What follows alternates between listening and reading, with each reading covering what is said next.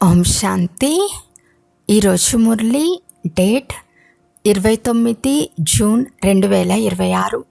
బాబా చెప్తున్నారు, మధురమైన పిల్లలు స్వయాన్ని ఆత్మగా భావిస్తూ ఆత్మతో మాట్లాడితే పుష్పంలో సుగంధం నిండుతూ ఉంటుంది. దేహాభిమానం అనే దుర్గంధం తొలగిపోతుంది. ఈరోజు ప్రశ్న: తమ సువాసనను నలువైపులా వ్యాపింపచెయ్యు సత్యమైన పుష్పాలు లేక దీపపు పురుగులు ఎవరు? జవాబు: సత్యమైన పుష్పాలు అనగా అనేక మందిని తమ సమానంగా సుగంధభరిత పుష్పాలుగా తయారు చేయవారు. శ్రీమతంను అనుసరిస్తూ దీపపుపై కాలి మరణించేవారిగా అనగా పూర్తిగా బలిహారమయ్యేవారు. జీవించి ఉండి మరణించే సత్యమైన దీప పురుగులు లేక ఇటువంటి పుష్పాల సుగంధం స్వతహాగా నలువైపులా వ్యాపిస్తుంది. పాట: సభలో దీపం వెలిగింది. ఓం శాంతి. దీప పురుగులు ఈ పాట విన్నారు. దీప పురుగులు అన్నా పుష్పాలు అన్నా రెండు ఒకటే. మేము సత్యమైన దీప పురుగులుగా అయ్యామా లేక కేవలం చుట్టూ తిరిగి వెళ్ళిపోయేవారమా అని పిల్లలు అర్థం చేసుకోగలరు. దీపాన్ని మర్చిపోతారు. మేము ఎంతవరకు పుష్పాలుగా అయ్యి జ్ఞాన సుగంధాన్ని వ్యాపింపచేస్తూ ఉన్నాము. నా వలె పుష్పాలుగా ఎవరినైనా తయారు చేశానా అని ప్రతి ఒక్కరూ తమ హృదయాన్ని ప్రశ్నించుకోవాలి. జ్ఞానసాగరుడైన తండ్రికి ఎంత సువాసన ఉందో పిల్లలకు తెలుసు. మంచి పుష్పాలు లేక దీప పురుగుల సుగంధం చాలా మంచిగా వస్తుంది. వారు సదా సంతోషంగా ఉంటారు. ఇతరులను కూడా తమ సమానము పుష్పాలుగా లేక సలాబులుగా తయారు చేస్తారు.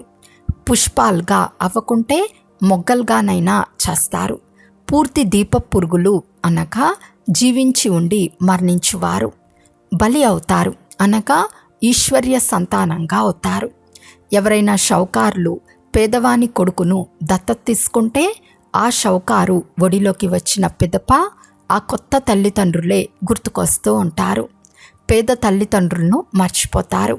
అసలు తల్లిదండ్రులు పేదవారని తెలుసు, కానీ షౌకారులు తల్లిదండ్రులను గుర్తు చేసుకుంటూ ఉంటారు. ఎందుకంటే వారి ద్వారా ధనం లభిస్తుంది. సాధు సన్యాసులు మొదలైన వారు ముక్తిధామానికి వెళ్ళాలని సాధన చేస్తారు.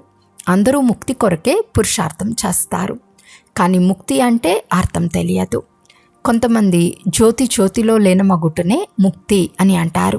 కొంతమంది నిర్వాణధామానికి వెళ్ళటం అని అంటారు. నిర్వాణధామానికి వెళ్ళటాన్ని జ్యోతిలో కలిసిపోవటం అని అనరు. మనం దూరదేశంలో ఉండేవారమని మీకు తెలుసు. ఈ మురికి ప్రపంచంలో ఉండి ఏం చేయాలి? మీరు ఎవరినైనా కలిస్తే ఇది తయారు చేయబడిన డ్రామా అని తెలిపించాలి. సత్యుగం, త్రేతాయుగం, కలియుగం, తర్వాత సంగం యుగం. సత్య త్రేతాయుగాల మధ్య కూడా సంగం యుగం ఉంటుందని అర్థం చేయించబడింది. అది యుగం మారటం, ఇది కల్పం మారటం. తండ్రి మనుషులు భావించినట్లు యుగ యుగంలో రారు. తండ్రి అంటున్నారు, అందరూ తమో ప్రధానంగా అయినప్పుడు కలియుగం అంతమయ్యేటప్పుడు ఆ కల్పం యొక్క సంగం యుగంలో వస్తాను. యుగం పూర్తి అవుతూనే కళలు తగ్గిపోతాయి.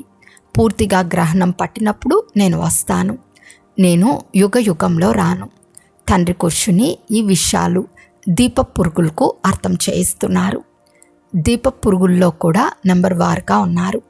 కొన్ని దగ్ధమై మరణిస్తాయి, కొన్ని చుట్టూ తిరిగి వెళ్ళిపోతాయి. మీరు మాత్రమే శ్రీమతంను అనుసరించగలరు. ఎక్కడైనా శ్రీమతంను అనుసరించకపోతే మాయ వెంటాడుతూ ఉంటుంది. శ్రీమతానికి చాలా మహిమ ఉంది. శ్రీమద్ భగవద్గీత అని అంటారు.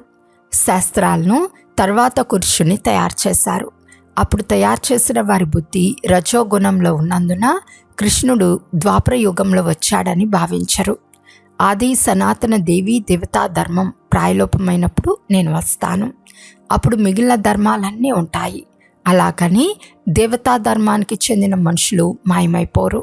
కానీ మేము దేవీ దేవతా ధర్మానికి చెందిన వారమని మర్చిపోతారు. మాది హిందూ ధర్మం అని అంటారు. ఇది కూడా డ్రామాలో నిశ్చయమై ఉంది. మర్చిపోయినప్పుడు నేను మళ్ళీ వచ్చి దేవీ దేవతా ధర్మాన్ని స్థాపన చేస్తాను. దుఃఖధామం నుండి సుఖధామానికి యజమానులుగా తయారు చేయవారు ఒక్క తండ్రి మాత్రమే. ఇప్పుడు మేము నరకానికి అధికారులుగా ఉన్నామని మీరంటారు. ప్రపంచం తమో ప్రధానంగా అయ్యే తీరాలి. అందరూ పతితులుగానే ఉన్నారు. అందుకే పావనంగా ఉన్న వారి ముందు వెళ్ళి నమస్కరిస్తారు.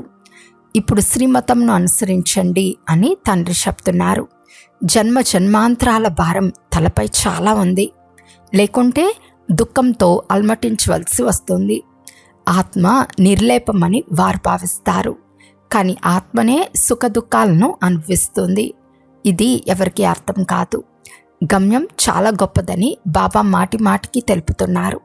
ఇప్పుడు దుఃఖంలో ఉన్నారు, అందుకే పురుషార్థం చేస్తున్నారు. సతయుగంలో మనం చాలా సుఖంగా ఉంటామని మీకు తెలుసు. మళ్ళీ మనం దుఃఖంలోకి వెళ్ళాలని అక్కడ తెలియదు. మనం సుఖంలోకి ఎలా వచ్చామో, ఎన్ని జన్మలు తీసుకున్నామో ఇవేవీ తెలియదు. ఉన్నతమైన వారెవరో మీకు ఇప్పుడు తెలుసు. మీరు ఈశ్వర్య సంతానమైనందున ఈశ్వరుడు ఎలా జ్ఞానసాగరుడో మీరు కూడా అలా జ్ఞాన సంపన్నులుగా ఉన్నారు. ఇప్పుడు మీరు ఈశ్వర్య సంతానము, కానీ నెంబర్ వార్గా ఉన్నారు.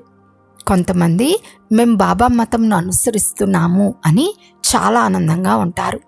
ఎంత శ్రీమతంను అనుసరిస్తే అంత శ్రేష్టంగా అవుతారు. తండ్రి సన్ముఖంలో కూర్చుని పిల్లలకు అర్థం చేయిస్తున్నారు. పిల్లలు దేహాభిమానాన్ని వదలండి, దేహీ అభిమానులు కావండి.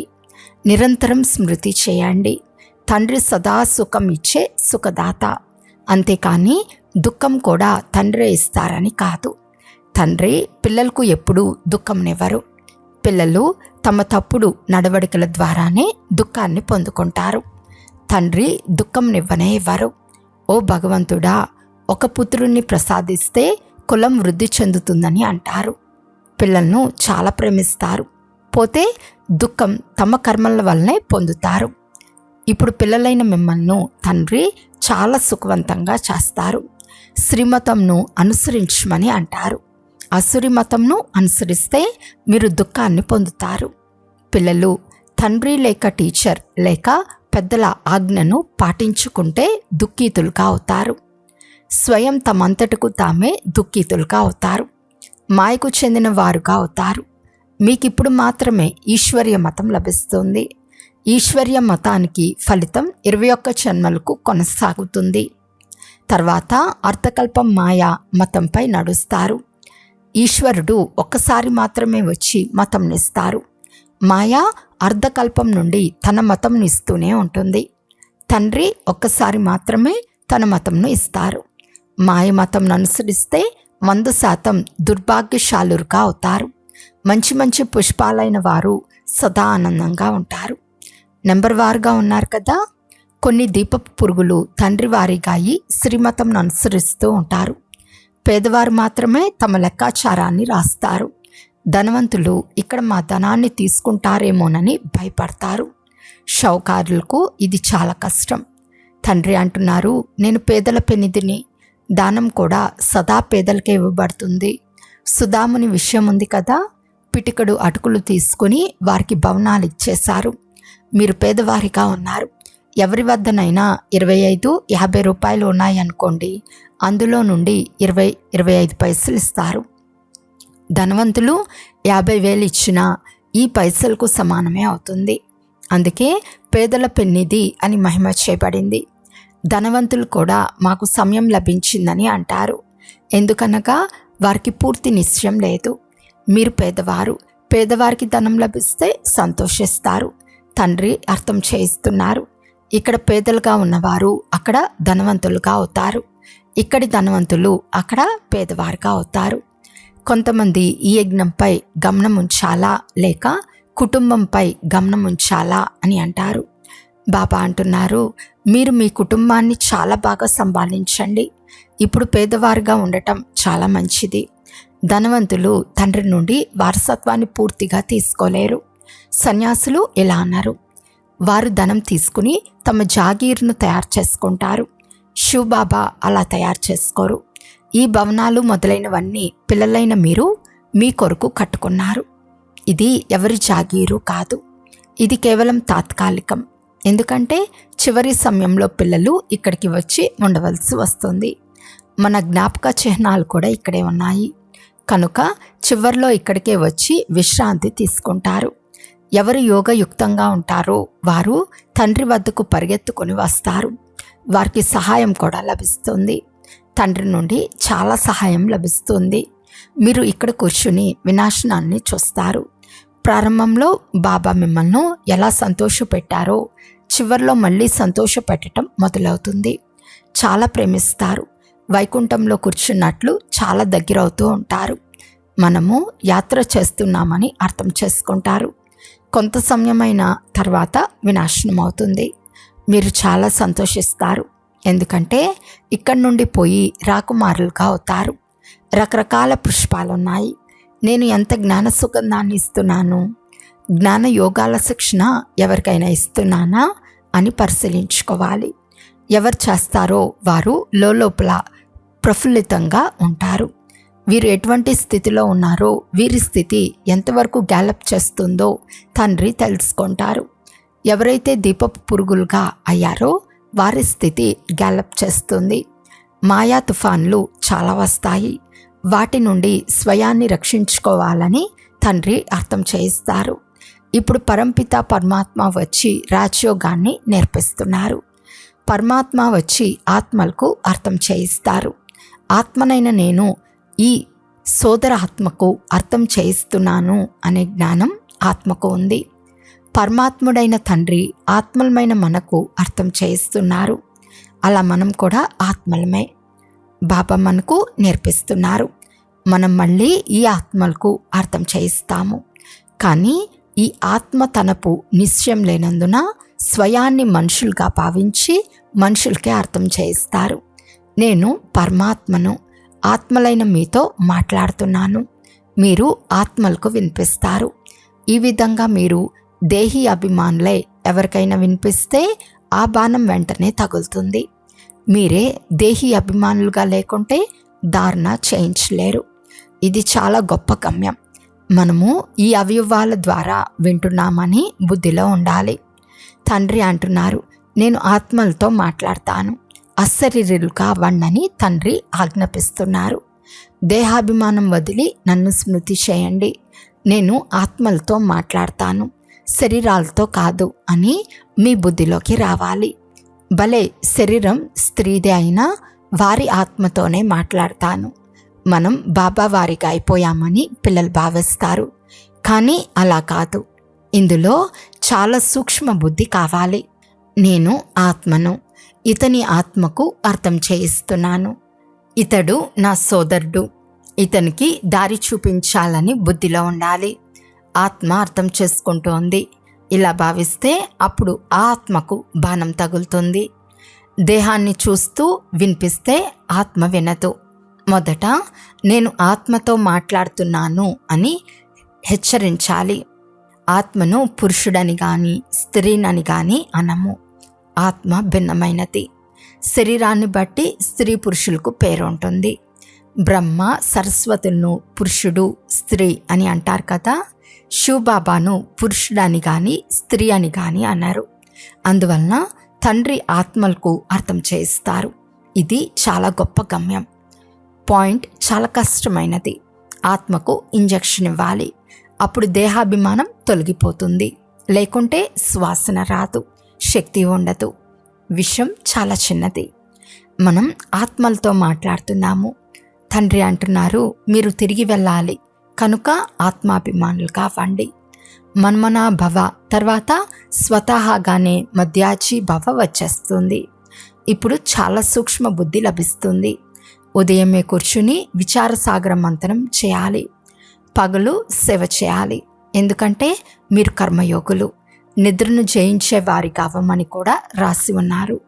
రాత్రులు మేల్కొని సంపాదించండి. పగటిపూట మాయ చాలా ఆవరించి ఉంటుంది. అమృత వేళలో వాయుమండం చాలా బాగుంటుంది. ఆ సమయంలో లేచి విచారసాగర మంతనం చేస్తానని బాబాకు రాయరు. ఇది చాలా కష్టం. మీరు విశ్వానికి యజమానులుగా అవుతారు.